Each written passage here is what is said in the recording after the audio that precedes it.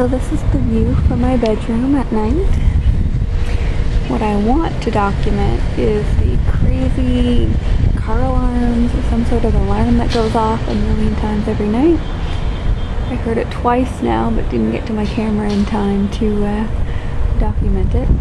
So I figured I'd do this little intro first and then try to catch it later. Every night as I'm trying to fall asleep, while I'm sleeping, and when I wake up in the morning, I hear these alarms over and over and over. And it drives me a little bit crazy. So I'd like to share that with you. But now, the alarms won't want to go off. So let's see if I can get some shots of the city.